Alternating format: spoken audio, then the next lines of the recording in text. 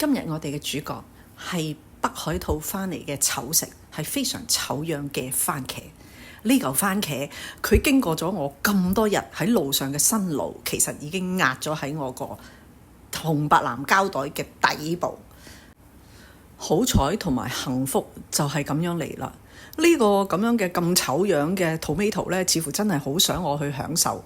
咁跟住我成個日程咁忙碌，又塞咗喺個車尾箱嘅情況之下呢，佢都唔死得，冇變壞。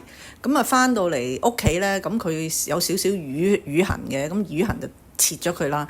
咁我就嗱嗱聲呢，即係用咗啲 olive oil 啊，用咗少少鹽啊，咁用少少辣椒粉啊，咁啊調翻香個味煮咗佢，咁 and then 咧我就 frozen 咗佢喺個雪櫃度，咁佢變成一嚿嚿 keep 咧，我就 anytime 仲可以攞嚟咧就去享受啦。嗱，譬如咁，今朝早就蒸翻熱佢，因為我屋企咧其實係冇微波爐嘅，我好怕嗰啲嘢噶嘛，所以我不嬲都係靠蒸嘅。好啦，蒸完之後咧嗱。咁呢兜嘢咧，你見到佢哇，好似水揼揼嘅，唔緊要，你加翻少少咧啲即係叫做 virgin 嘅 olive oil， 哇，真係啊，風味咧就已經翻晒嚟啦。再加埋啲喺北海道買到呢啲咁嘅神器，唔好理咁多啦，有嘢就盡量去用啦。有風唔使盡力啊，唔係有風就要使盡力。咁你咧就可以享受翻個北海道翻嚟啦。我嘅意思就係話香港咧真係實在太熱啦，大佬。如果啲嘢咧你唔翻到嚟咧處理下，然後擠喺個冰格度咧，咁其實擠一日都死啊！你唔好話講一個星期啊！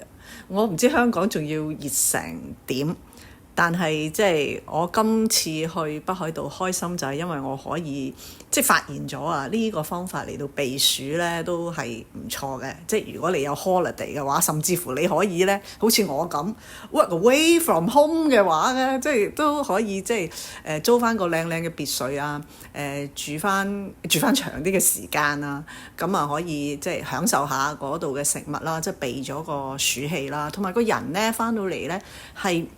你會覺得輕鬆咗好多，輕咗好多嘅。咁香港嘅戾氣咁重呢，即係間唔時去翻另外一笪人哋嘅地方。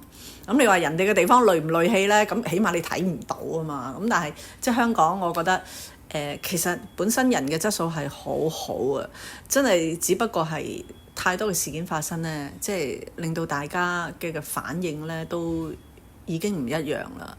But anyway， 即係希望呢一個即係視頻咧，可以祝福到大家啦。即係食得好啲，食得開心啲，食得平啲，食得靚啲。一啲太濃味啊，好 heavy 嘅嘢就減咗佢咁樣咯。咁即係呢個視頻就係一件咁嘅事啦。咁有機會大家即係又再傾過啦。拜拜。